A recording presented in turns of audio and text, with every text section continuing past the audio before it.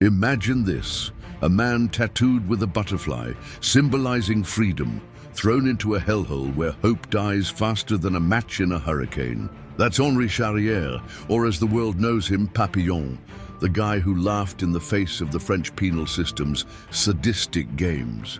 Oh, how the mighty French justice system loved to play God, sentencing innocents to rot in their tropical gulags. But Papillon, he wasn't just surviving, he was plotting, scheming, and outwitting those pompous bastards at every turn. Buckle up, because this isn't some fairy tale. It's the brutal, true story of a man who turned escape into an art form and freedom into his middle finger to authority. If you think your Monday sucks, wait till you hear about his lifetime in chains. Henri Charrière was no angel, mind you. Born in 1906 in the sleepy French countryside, he grew up with a penchant for trouble, dabbling in the underworld of 1930s Paris. A safecracker by trade, slick as oil on water, he got framed for a murder he swore he didn't commit. Picture it, the cops, those lazy crooks in uniforms pinning the death of a pimp on him because why not? It was easier than actual detective work. Convicted in 1931, sentenced to life in the infamous French Guiana penal colony, Devil's Island, the place where dreams went to die, surrounded by shark-infested waters and guards who treated inmates like disposable trash. Sarcastic much? Well, the system called it rehabilitation, but it was more like a slow roasting oven for the soul. Papillon arrived in 1933, chains clanking like a bad omen, his chest bearing that iconic butterfly tattoo. Papillon, the inmates whispered, French for butterfly, a symbol of the freedom he craved like air. Cruel irony, right? Trapped in a cage, dreaming of flight. Life in the colony was a nightmare, scripted by the devil himself. Forced labor under the blistering sun, building roads to nowhere, while malaria and dysentery picked off the weak like vultures on roadkill.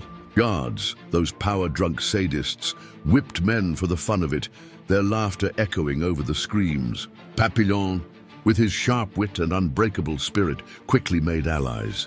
Enter Louis Degas, the forger, a sniveling, bespectacled rich boy convicted of counterfeiting, terrified out of his mind. Papillon saw opportunity in the coward. He offered protection in exchange for funding escapes. Stick with me, Specs, Papillon probably sneered, and maybe you won't end up as shark bait. Their bond was forged in blood and desperation, a twisted bromance amid the horror. But oh, the system loved to crush such sparks. Solitary confinement in the reclusion, tiny cells where men went mad, scratching at walls until their nails bled. Papillon spent 2 years there after his first botched escape, emerging gaunt but fiercer, his eyes burning with hate for the wardens who played God. Escape attempt 1, Papillon and a couple of fools steal a boat, battling waves that could swallow ships whole. They make it to Colombia tasting sweet liberty for a blink, until betrayal, captured, thrown back into the grinder. The guards mocked him, "Fly away now, butterfly," their sarcasm dripping like venom. But Papillon, he just plotted harder. Second try. With Degas' cash, he bribes his way into a leper colony for supplies. Lepers, those forgotten wretches, handing him a boat out of pity or amusement. Out to sea again, companions dying one by one from exhaustion, starvation. He washes up in Venezuela, lives with indigenous tribes who treat him like a god. Women, freedom, the works. But no, the cruel hand of fate yanks him back, extradited, slammed into even harsher isolation. 8 years in solitary this time, folks. 8 years of darkness, talking to shadows, his mind teetering on insanity's edge. Persuasive enough for you? This man didn't break, he bent the bars of his own will. By now, Papillon's a legend among inmates, a ghost who refuses to die. The system, that bloated beast, throws everything at him. More labor, more beatings, more isolation. But he's got fire in his veins. Third escape, from the hospital wing, faking illness like a pro. He teams up with a young kid and a brute, crafting a raft from coconuts. Coconuts, for God's sake. Ingenious or insane, both. They launch into the ocean, waves pounding like fists, sharks circling below. The kid panics, jumps overboard, chum for the fish. The brute cracks, but Papillon, He rides those husks for days, sun scorching his skin to leather, thirst clawing at his throat. He hits land in British Guiana, collapses in exhaustion, only to be arrested again. The Brits, ever the gentlemen, ship him back to the French. Thanks for the vacation, he might have quipped, sarcasm his shield against despair. Devil's Island proper now, the rock where no one escapes. Gods boast it's impossible, surrounded by currents that drag men to watery graves. Papillon, at 37, looks 60, body wrecked but spirit a raging storm. He befriends a counterfeiter named Sylvain, another dreamer in hell. Together, they plot the ultimate folly, jumping from cliffs into the sea on bags of coconuts. If butterflies can fly, so can we, Papillon growls, cruel optimism in his voice. Sylvain goes first, splat dashed on rocks below. Horrific, right? Body mangled, dreams crushed.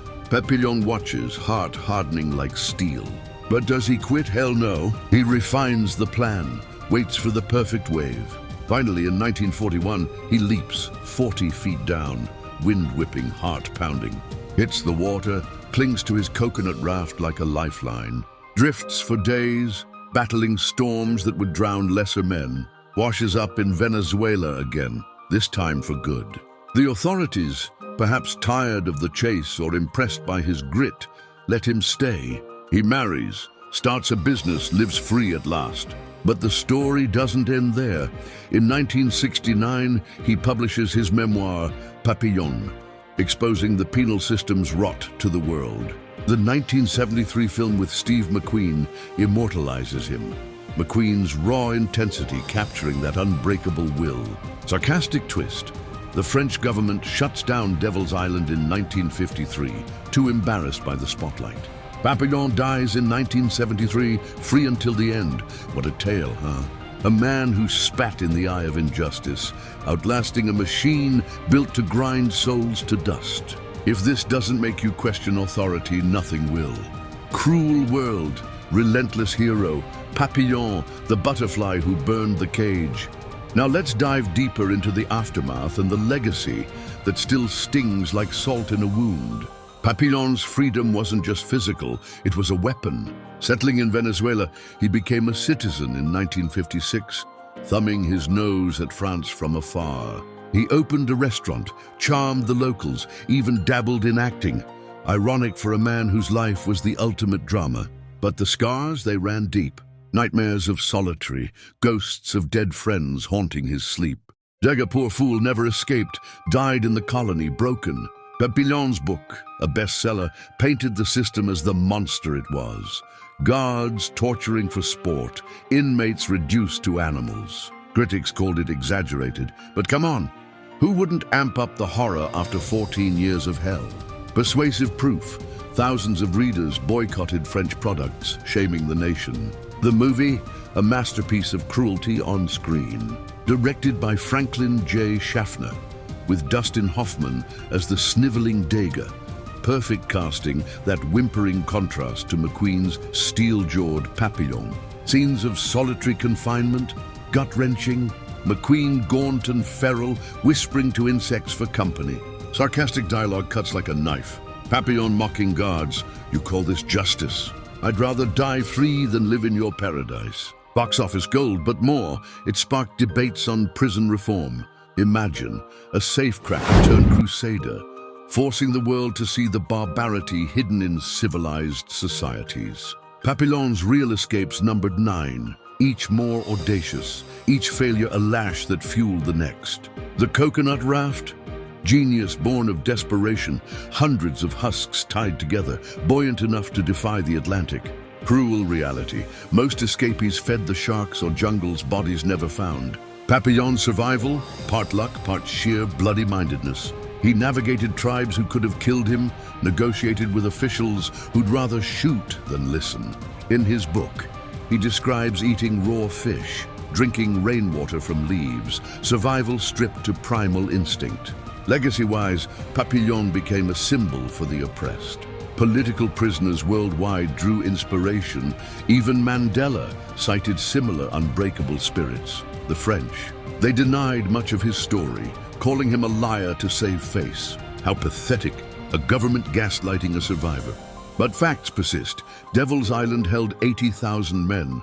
Only a handful escaped alive. Papillon's tale exposed the guillotine's shadow lingering in colonies where justice meant exile and erasure. Today, the islands are tourist traps, ruins where influencers pose for likes, oblivious to the blood soaked in the soil. Cruel joke, isn't it? Papillon's fight reduced to selfies.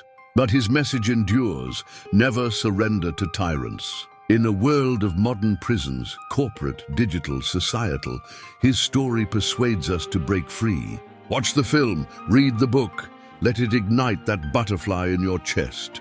Because if a framed thief can defy an empire, what's stopping you from escaping your chains?